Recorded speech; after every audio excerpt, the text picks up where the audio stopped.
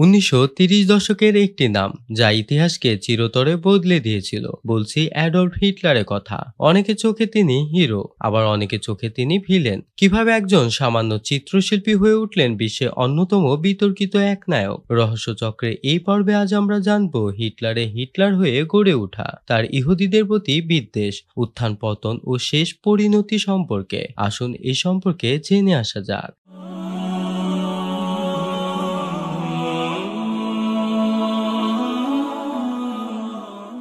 Adolf হিটলারের জন্ম হয়েছিল ২০ এপ্রিল ১৮৮৯ সালে অস্ট্রিয়ার ব্রাউনাউ এমিন নামক একটি ছোট্ট শহরে। তার বাবার নাম ছিল অ্যালোইস হিটলার ও মায়ের নাম ছিল ক্লারা। তার বাবা একটি সরকারি প্রতিষ্ঠানে সামান্য চাকরি করত, যা আয় করত তার ৩ পত্নী আর তাদের ছেলে মেয়েদের ২ বেলা খাবার সংকুলানই হতো না। হিটলার ছিলেন তার বাবার তৃতীয় স্ত্রীর চতুর্থ সন্তান। ৬ বছর বয়সে স্থানীয় অবৈতনিক স্কুলে ভর্তি হলেন। ছেলেবেলা থেকে হিটলার ছিলেন একগুঁয়ে, জেদি আর রকচটা। সামান্য ব্যাপারেই রেগে উঠতেন, অকারণে শিক্ষকদের সঙ্গে তর্ক করতেন। পড়াশোনাতে যে তার মেধা ছিল না এমন নয়, কিন্তু পড়াশোনার চেয়ে তাকে বেশি আকৃষ্ট করত ছবি আঁকা। যখন ওই সময় পেতেন কাগজ পেন্সিল নিয়ে ছবি আঁকতেন। ১১ বছর বয়সে ঠিক করলেন আর পড়াশোনা নয়, এবার পুরোপুরি ছবি আঁকাতেই মনোযোগী হতে হবে। বাবার ইচ্ছার বিরুদ্ধে স্কুল ছেড়ে দিলেন হিটলার। স্থানীয় এক আর্ট স্কুলে ভর্তির চেষ্টা করলেন, কিন্তু ভর্তি পরীক্ষায় উত্তীর্ণ হতে পারলেন না। একটা বেসরকারি স্কুলে ভর্তি হলেন, কিন্তু কয়েক মাস পর অর্থের অভাবে স্কুল ছেড়ে দিলেন। মা মারা গেলে সংসারের সব বন্ধন ছিন্ন হয়ে গেল। ভাগ্য অন্বেষণে বেরিয়ে পড়লেন হিটলার। ভিয়েনাতে চলে এলেন। ভিয়েনাতে থাকার সময়েই তার মনের মধ্যে প্রথম জেগে ওঠে ইহুদি বিদ্বেষ। তখন জার্মানির অধিকাংশ কলকারখানা, সংবাদপত্রের মালিক ছিল ইহুদিরা। তবে তার মনে কেন ইহুদি বিদ্বেষ সৃষ্টি হয় তা নিয়ে অনেক মতভেদ রয়েছে। দেশের অর্থনীতির অনেকখানি তারা নিয়ন্ত্রণ করত। হিটলার কিছুতেই মানতে পারছিলেন না জার্মান দেশে বসে ইহুদিরা জার্মানদের উপর রাজত্ব করবে। অ্যাডলফ হিটলার আক্ষেপ করে বলেছিলেন, ইহুদিরা বেঈমান জাতি, এদের কখনো বিশ্বাস করতে নেই। একদিন বিশ্ববাসী বুঝবে ওদের সম্পর্কে আমার সিদ্ধান্ত সঠিক ছিল কিনা। ১৯১২ সালে তিনি ভিয়েনা ছেড়ে এলেন মিউনিখে। সেই দুঃখ, কষ্ট আর বেঁচে থাকার সংগ্রামে আরো ২ বছর কেটে গেল। ১৯১৪ সালে শুরু হলো প্রথম বিশ্বযুদ্ধ। হিটলার সৈনিক হিসেবে যোগ দিলেন। এই যুদ্ধে সাহস ও বীরত্বের পরিচয় দিলেও কোনো পদোন্নতি হয়নি। যুদ্ধ শেষ হলো।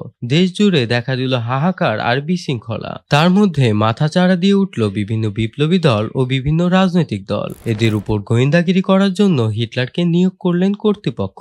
সেই সময় প্রধান রাজনৈতিক দল ছিল লেবার পার্টি। তিনি সেই পার্টির সদস্য হলেন। অল্প দিনে পাকাপাকিভাবে পার্টিতে নিজের স্থান করে নিলেন হিটলার। ১ বছরের মধ্যেই তিনি হলেন পার্টি প্রধান। দলের নতুন নাম রাখা হলো ন্যাশনাল ওয়ার্কার্স পার্টি। পরবর্তীকালে এই দলকে বলা হতো নাৎসি পার্টি। ১৯২০ সালে ২৪ ফেব্রুয়ারি প্রথম নাৎসি দলের সভা ডাকা হলো।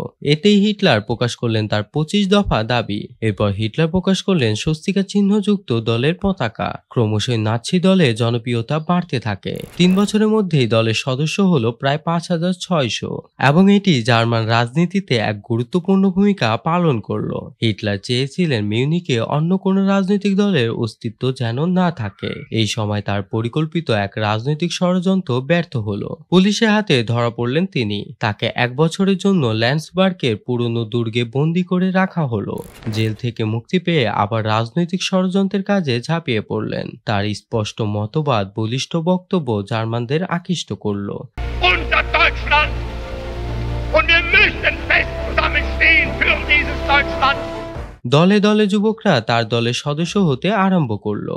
সমস্ত দেশে জনপ্রিয় নেতা হয়ে উঠলেন হিটলার। ১৯৩৩ সালের নির্বাচনে বিপুল পরিমাণে ভোট পেলেন, কিন্তু সংখ্যাগরিষ্ঠতা পেলেন না। পার্লামেন্টে ৬৪৭টির মধ্যে তার দলের আসন ছিল ২৮৮। বুঝতে পারলেন ক্ষমতা অর্জন করতে গেলে অন্য পথ ধরে অগ্রসর হতে হবে। কোন দল সংখ্যাগরিষ্ঠ না হওয়ায় হিটলার পার্লামেন্ট ভেঙে দিলেন। এবার ক্ষমতা দখলের জন্য শুরু হলো তার ঘৃণ্য রাজনৈতিক চক্রান্ত।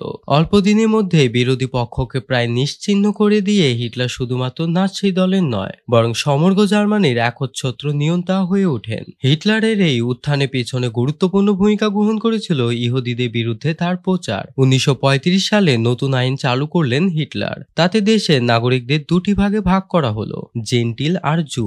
জেন্টিল হলো জার্মান, তারাই খাঁটি আর্য। জু হলো ইহুদিরা, তারা শুধুমাত্র জার্মান দেশের বসবাসকারী, এ দেশের নাগরিক নয়। প্রয়োজনে তাদের দেশ ছেড়ে চলে যেতে হবে। দেশ জুড়ে জার্মানদের মধ্যে গড়ে তোলা হলো তীব্র ইহুদি বিদ্বেষী মনোভাব। প্রথম বিশ্বযুদ্ধে পরাজয়ের পর ইউরোপের মিত্রপক্ষ ও জার্মানদের মধ্যে যে ভার্সাই চুক্তি হয়েছিল তাতে প্রকৃতপক্ষে জার্মানিদের সমস্ত ক্ষমতাকে সীমাবদ্ধ করে ফেলা হয়েছিল। 1933 সালে হিটলার ক্ষমতায় আসার পর থেকেই জার্মানির হৃদগৌরব পুনরুদ্ধার করার সংকল্প গ্রহণ করেন এবং তিনি একে একে ভার্সাই চুক্তির শর্তগুলো মানতে অস্বীকার করে নিজের শক্তি ক্ষমতা বিস্তারে মনোযোগী হয়ে ওঠেন। 1934 সালে হিটলার রাষ্ট্রপতির পরিবর্তে নিজেকে জার্মানির ফুয়েরার হিসেবে ঘোষণা করেন এবং অল্প দিনের মধ্যে নিজেকে দেশের অবিসংবাদিত নেতা হিসেবে প্রতিষ্ঠিত করলেন। হিটলার স্বৈরশাসক হওয়ার পরপরই জার্মানির অর্থনীতি পুনরুদ্ধার করে এবং বেকারত্বের মাত্রা কমে যায়। বিশ্ব অর্থনৈতিক পুনরুদ্ধারের সাথে দেশের অর্থনৈতিক উন্নতি ঘটেছিল, কিন্তু হিটলার জার্মান লাভের কৃতিত্ব নিয়েছিলেন, ফলে হিটলার ক্রমশ জনপ্রিয় হয়ে ওঠেন। হিটলার তার সমস্ত ক্ষমতা নিয়োগ করলেন দেশের সামরিক শক্তি বৃদ্ধিতে। দেশের বিভিন্ন সীমান্ত প্রদেশে বিশাল সৈন্য সমাবেশ করলেন। বিশ্বজয়ের স্বপ্নে মত্ত হয়ে 1 সেপ্টেম্বর 1939 সালে জার্মান বাহিনী পোল্যান্ড আক্রমণ করলো এবং এই দিনটি থেকেই শুরু হলো দ্বিতীয় বিশ্বযুদ্ধ। মাত্র 15 দিনে জার্মান বাহিনী পোল্যান্ডের সেনাবাহিনীকে পরাজিত করে পোল্যান্ড অধিকার করলো। তারপর শুরু হলো জার্মান বাহিনীর অগ্রগমন। পোল্যান্ডের পর হিটলার দখল করলেন নরওয়ে ও ডেনমার্ক। নরওয়েতে বিরাট সংখ্যক ব্রিটিশ সৈন্য অবস্থান করছিল, তাদের অধিকাংশই নিহত হলো। এই ঘটনায় ব্রিটিশ প্রধানমন্ত্রী চেম্বারলিন পদত্যাগ করলেন। নতুন প্রধানমন্ত্রী হলেন চার্চিল। এবার হিটলার দৃষ্টি ফেরালো ফ্রান্সের দিকে। তুমুল যুদ্ধের পর ফরাসি বাহিনী পরাজিত হলো। ফ্রান্স দখল করার পর সোভিয়েত ইউনিয়ন আক্রমণের জন্য প্রস্তুত হতে থাকে জার্মানি। ইতিমধ্যে নাৎসিরা হলোকস্ট শুরু করেছিল। ইহুদি এবং রোমা এবং সমকামীদের সহ অন্যান্য গোষ্ঠীর গণহত্যা শুরু করেছিল। শেষ পর্যন্ত নাৎসিরা আনুমানিক 6 মিলিয়ন ইহুদি এবং আরো লক্ষ লক্ষ মানুষকে হত্যা করেছিল। 1941 সালে 22 জুন সোভিয়েত ইউনিয়ন আক্রমণ করে জার্মানি। পৃথিবীর ইতিহাসে এটি ছিল সবচেয়ে বড় আক্রমণ। হিটলার ধারণা করেছিল 10 সপ্তাহের মধ্যে সোভিয়েত ইউনিয়ন দখল করা যাবে। জার্মানির সৈন্যরা বেশ দ্রুত তাদের লক্ষ্য অর্জন করতে শুরু করে। ব্যাপক ক্ষয়ক্ষতি পরেও সোভিয়েত সৈন্যরা ধীরে ধীরে শক্ত প্রতিরোধ গড়ে তোলে। এ সময় হিটলার নানা ভুল সিদ্ধান্ত গ্রহণ করতে থাকে এবং একের পর এক অপারেশন ব্যর্থ হতে থাকে। শেষ পর্যন্ত এ যুদ্ধে হিটলারের বাহিনী পিছু হটতে বাধ্য হয় এবং পরবর্তীতে হিটলার এবং তার সদ্য বিবাহিত স্ত্রী ইভা ব্রাউন আত্মহত্যা করেন। ইভা ব্রাউন বিষ পান করেন আর হিটলার নিজের মাথায় গুলি করেন। এভাবে শেষ হয় হিটলারের জীবন অধ্যায়।